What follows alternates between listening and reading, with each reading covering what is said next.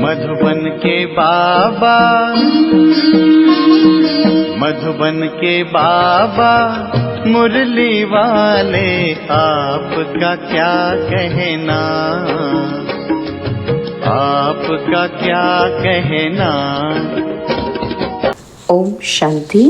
आज 31 मई 2025 के साकार मधुर महावाक्य हैं।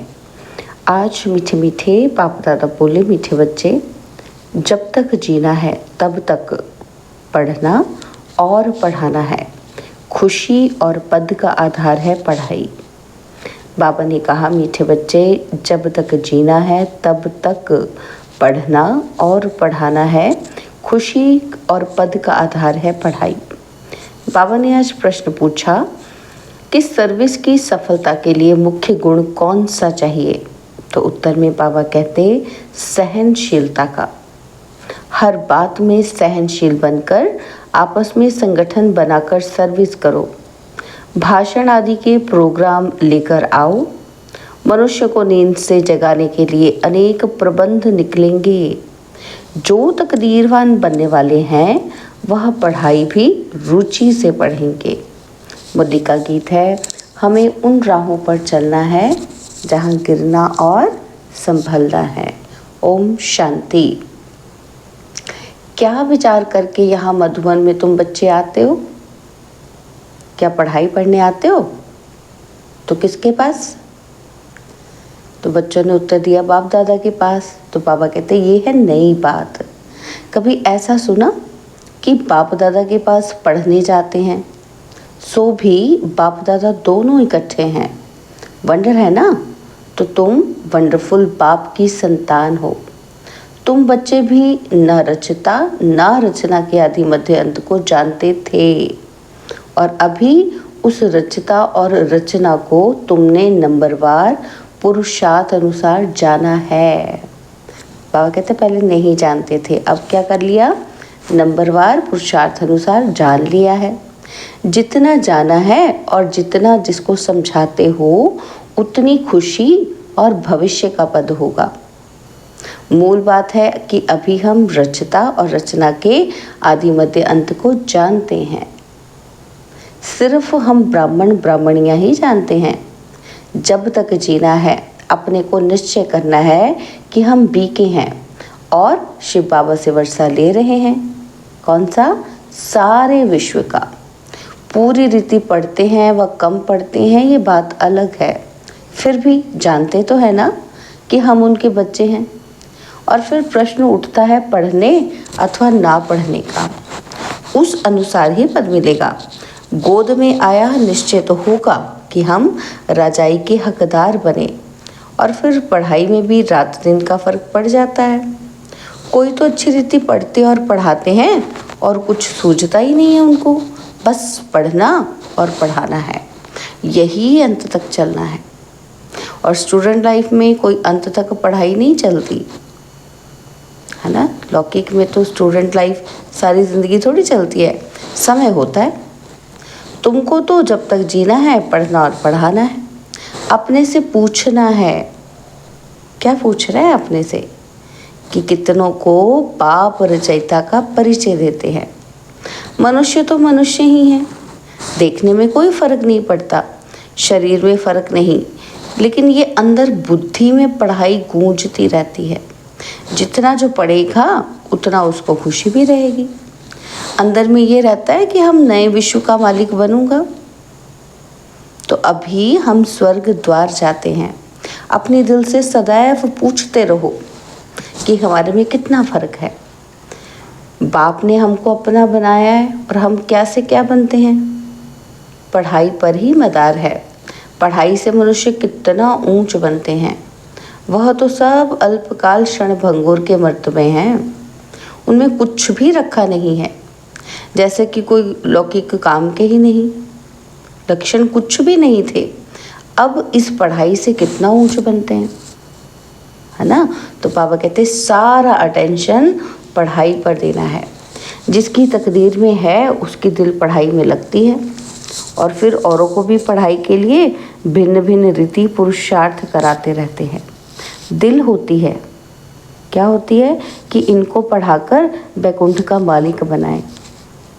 मनुष्य को नींद से जगाने के लिए कितना माथा मारते रहते हैं और मारते रहेंगे। ये प्रदर्शनी आदि तो कुछ नहीं, आगे चलकर तो और प्रबंध निकलेंगे समझाने के लिए। तो अभी बाप पावन बना रहे हैं तो बाप की शिक्षा पर अटेंशन देना चाहिए। हर बात में सहनशील भी होना चाहिए। आपस में मिलकर संगठन कर भाषणों आदि के प्रोग्राम रखने चाहिए। एक अल्फ पर भी हम बहुत अच्छा समझा सकते हैं कि ऊंचते ऊंच भगवान कौन है। एक अल्फ पर तुम 2 घंटा भाषण कर सकते हो। यह भी तुम जानते हो। क्या जानते हैं कि अल्फ को याद करने से खुशी रहती है। अल्फ माना भगवान परमात्मा, तो उसको याद करने से खुशी रहती है ना। बाबा कहते हैं अगर बच्चों का याद की यात्रा में अटेंशन कम है, अल्फ को याद नहीं करते हैं तो नुकसान ज़रूर होता है। सारा मदार याद पर है। याद करने से एकदम हेवन चले जाते हैं और याद भूलने से ही गिर पड़ते हैं। इन बातों को कोई और समझ ही ना सके। शिव बाबा को तो जानते ही नहीं।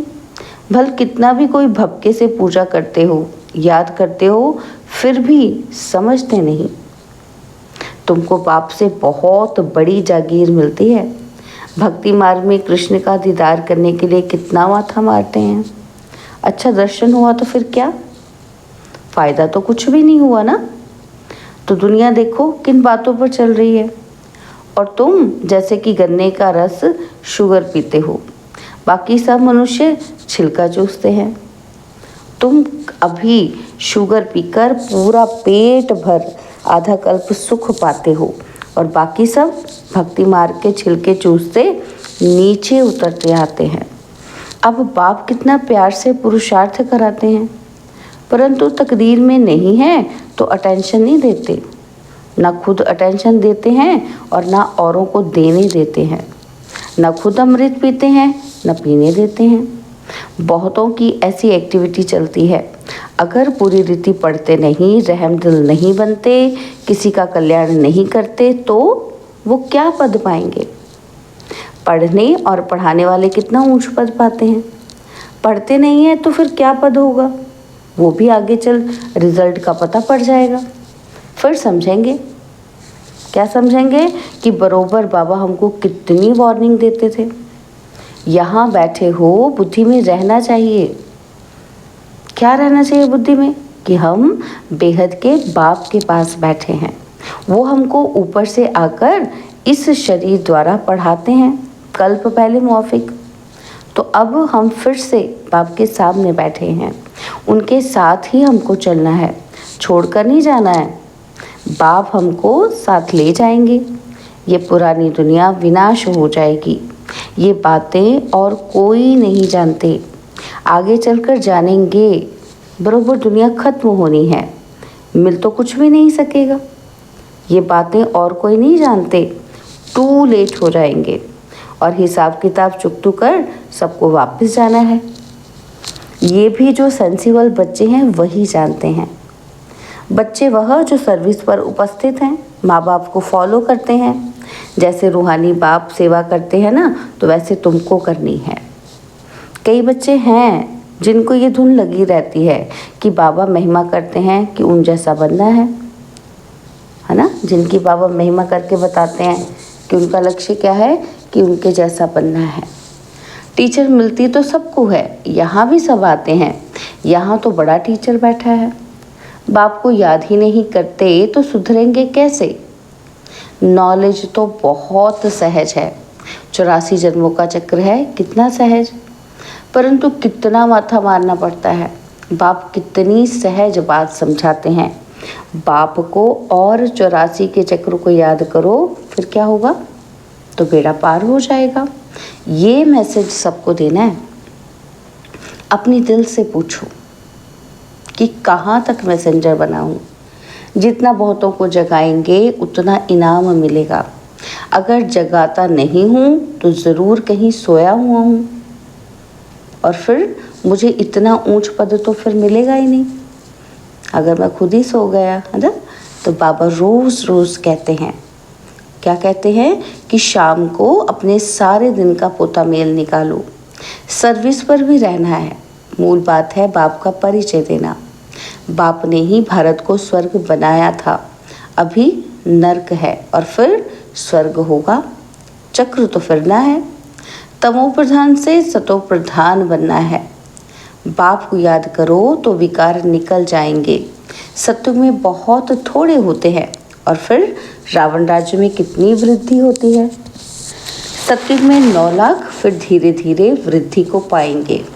जो पहले पावन थे वही फिर पतित बनते हैं। सत्युग में देवताओं का पवित्र प्रवृत्ति मार्ग था और वही फिर अपवित्र प्रवृत्ति वाले बन पड़े हैं। ड्रामा अनुसार ये चक्र फिरना ही है और अब फिर तुम पवित्र प्रवृत्ति मार्ग के बन रहे हो। बाप ही आकर पवित्र बनाते हैं, कहते हैं मुझे याद करो तो विकर्म विनाश होंगे। तुम आधा कल्प पवित्र थे और फिर रावण राज्य में तुम पतित बने हो। यह भी तुम अभी समझते हो। हम भी बिल्कुल वर्थ नॉट अ पेनी थे। अभी कितनी नॉलेज मिली है जिससे हम क्या से क्या बनते हैं। बाकी जो भी इतने धर्म हैं वह खत्म हो जाने हैं। सब मरेंगे ऐसे जैसे जानवर मरते हैं। जैसे बर्फ़ पड़ती है तो कितने जानवर पक्षी आदि मर जाते हैं। नेचुरल कैलेमिटीज़ भी आएंगी, ये सब खत्म हो जाएगा। ये सब मरे पड़े हैं। इन आँखों से जो कुछ तुम देखते हो वो फिर नहीं होगा। नई दुनिया में बिल्कुल ही थोड़े रहेंगे। यह ज्ञान तुम्हारी बुद्धि में है। ज्ञान का सागर बाप ही तुमको ज्ञान का वर्षा दे रहे हैं। तुम जानते हो कि सारी दुनिया में किचड़ा ही किचड़ा है। हम भी किचड़े में मैले पड़े थे। बाबा किचड़े से निकाल अब कितना गुलगुल बना रहे हैं। हम ये शरीर छोड़ेंगे, आत्मा पवित्र हो जाएगी। बाप हमको एक रस पढ़ाई पढ़ाते हैं, परंतु कईयों की बुद्धि बिल्कुल जड़ है, कुछ भी समझ नहीं सकते। ये भी ड्रामा में नूद है। बाप कहते हैं इनकी तकदीर में नहीं है तो फिर हम भी क्या कर सकते हैं। हम तो सबको एक रस पढ़ाते हैं और पढ़ते नंबरवार हैं। कोई अच्छी रीति समझकर और समझाते हैं, औरों का भी जीवन हीरे जैसा बनाते हैं और कोई तो बनाते ही नहीं। उल्टा अहंकार कितना है। जैसे साइंस वालों को माइंड का कितना घमंड है, दूर दूर आसमान को, समुद्र को देखना चाहते हैं। तो बाप कहते हैं कि इससे तो कोई फ़ायदा ही नहीं। मुफ्त साइंस घमंडी अपना माथा खराब कर रहे हैं। बड़ी बड़ी पगार उनको मिलती है, सब वेस्ट करते रहते हैं। ऐसे नहीं कि सोनी द्वारका कोई नीचे से निकल आएगी। यह तो ड्रामा का चक्र है जो फिरता रहता है और फिर हम समय पर अपने महल जाकर बनाएंगे नई दुनिया में। कोई आश्चर्य खाते हैं? क्या खाते हैं आश्चर्य कि क्या ऐसे मकान फिर बनेंगे? ज़रूर। बाप दिखाते हैं कि तुम फिर ऐसे सोने के महल बनाएंगे। वहाँ तो सोना बहुत रहता है। अभी तक भी कोई कोई तरफ सोने की पहाड़ियाँ बहुत हैं, परंतु सोना निकाल नहीं सकते हैं।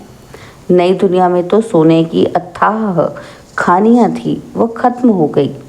और अभी हीरे का दाम भी देखो कितना है। आज इतना दाम, कल पत्थरों में सल हो जाएगा। बाप तुम बच्चों को बड़ी वंडरफुल बातें सुनाते हैं और साक्षात्कार भी कराते हैं। तुम बच्चों को अब बुद्धि में यही रहना है कि हम आत्माओं को अपना घर छोड़े 5000 वर्ष हुए हैं, जिसको मुक्ति धाम कहते हैं। भक्ति मार्ग में मुक्ति के लिए कितना माथा मारते हैं, परंतु अभी तुम समझते हो कि सिवाय बाप के कोई मुक्ति दे नहीं सकते, साथ ले नहीं जा सकते। अभी तुम बच्चों की बुद्धि में नई दुनिया है। जानते हो ये चक्र फिरना है। तुमको और बातों में नहीं जाना नहीं है, सिर्फ बाप को याद करना है। सबको यही कहते रहो। क्या कहते रहो? कि बाप को याद करो तो विकर्म विनाश होंगे। बाप ने तुमको स्वर्ग का मालिक बनाया था ना, तो तुम मेरी शिव जयंती भी मनाते हो। कितना वर्ष हो गए? 5000 वर्ष की बात है, तुम स्वर्गवासी बने थे, फिर 84 का चक्र लगाया है। यह भी ड्रामा बना हुआ है। तुमको ये सृष्टि चक्र आकर समझाता हूँ। अभी तुम बच्चों को स्मृति आई है बहुत अच्छी तरह से। हम सबसे ऊंच पाठधारी हैं। हमारा पाठ बाबा के साथ है। हम बाबा की श्रीमत पर बाबा की याद में रहकर औरों को भी आप समान बनाते हैं। जो कल्प पहले थे वही बनेंगे। साक्षी होकर देखते रहेंगे और पुरुषार्थ भी कराते रहेंगे। सदा उमंग में रहने के लिए रोज एकांत में बैठकर अपने से बातें करो। बाकी थोड़ा समय इस अशांत दुनिया में है, फिर तो अशांति का नाम ही नहीं रहेगा। कोई मुख से कह ही न सके कि मन की शांति कैसे मिले। शांति के लिए तो जाते हैं, परंतु शांति का सागर तो एक बाप ही है। दूसरे कोई के पास ये वस्तु है ही नहीं। वैसे तुम बच्चों की बुद्धि में गूंजना चाहिए कि रचता और रचना को जानना है, ये है ज्ञान। वह शांति के लिए और वह सुख के लिए। सुख होता है धन से, धन नहीं तो मनुष्य काम का ही नहीं। धन के लिए मनुष्य कितना पाप करते हैं। बाप ने अथाह धन दिया है, स्वर्ग सोने का, नरक पत्थरों का। अच्छा, मीठे मीठे सिकिलते बच्चों प्रति माता पिता बाप दादा का याद, प्यार और गुड मॉर्निंग। रूहानी बाप की रूहानी बच्चों को नमस्ते। हम रूहानी बच्चों की रूहानी बाप दादाजी को दिलवाजान सिकवा प्रेम से नमस्ते। ओम शांति। प्यारे बाबा, मीठे बाबा, मेरे बाबा, शुक्रिया बाबा, शुक्रिया बाबा, शुक्रिया। धारणा के लिए मुख्य सार है। पहला पॉइंट है, समय निकाल एकांत में अपने आप से बातें कर अपने को उमंग में लाना है। आप समान बनाने की सेवा के साथ साथ साक्षी होकर हर एक के पाठ को देखने का अभ्यास करना है। और सेकंड पॉइंट है, बाप को याद कर अपने आप को सुधारना है। अपने दिल से पूछना है कि मैं मैसेंजर बना हूँ, कितनों को आप समान बनाता हूँ। तो बाबा ने वरदान दिया, श्रेष्ठ पुरुषार्थ द्वारा फाइनल रिजल्ट में फर्स्ट नंबर लेने वाले उड़ता पंछी भव। श्रेष्ठ पुरुषार्थ द्वारा फाइनल रिजल्ट में फर्स्ट नंबर लेने वाले उड़ता पंछी भव। फाइनल रिजल्ट में फर्स्ट नंबर लेने के लिए एक तो दिल के अविनाशी वैराग्य द्वारा बीती हुई बातों को, संस्कार रूपी बीज को जला दो, और दूसरा अमृत वेले से रात तक ईश्वरीय नियमों और मर्यादाओं का सदा पालन करने का व्रत लो। तीसरा, मनसा द्वारा, वाणी द्वारा या संबंध संपर्क द्वारा निरंतर महादानी बन पुण्य आत्मा दान पुण्य करते रहो। कैसे? मनसा द्वारा, वाणी द्वारा या संबंध संपर्क द्वारा क्या बनना है? निरंतर महादानी पुण्य आत्मा बनकर क्या करना है? दान पुण्य करना है। जब ऐसा श्रेष्ठ हाई जंप देने वाला पुरुषार्थ हो, तब उड़ता पंछी बन फाइनल रिजल्ट में नंबर 1 बन सकेंगे। स्लोगन है, वृत्ति द्वारा वायुमंडल को पावरफुल बनाना, यही लास्ट का पुरुषार्थ व सर्विस है। क्या है? वृत्ति द्वारा वायुमंडल को पावरफुल बनाना, अपने विचारों के द्वारा वायुमंडल को क्या बनाना? पावरफुल। तो बाबा कहते हैं यही लास्ट का पुरुषार्थ और सर्विस है। क्योंकि लास्ट में क्या होगा? बाबा ने कहा ना कि एक साइड पर विनाश होगा, हाहाकार होगी, और दूसरी साइड पर क्या होगी? जय जयकार होगी। तो यही हमारा लास्ट पुरुषार्थ है कि हमको वृत्ति से वायुमंडल को बहुत पावरफुल बनाना है। बाबा के अव्यक्त इशारे हैं, रूहानी रॉयल्टी और प्योरिटी की पर्सनैलिटी धारण करो। तो उसके लिए बाबा कहते हैं विशेष आत्माओं व महान आत्माओं को देश की व विश्व की पर्सनैलिटीज़ कहते हैं। पवित्रता की पर्सनैलिटी अर्थात हर कर्म में महानता और विशेषता।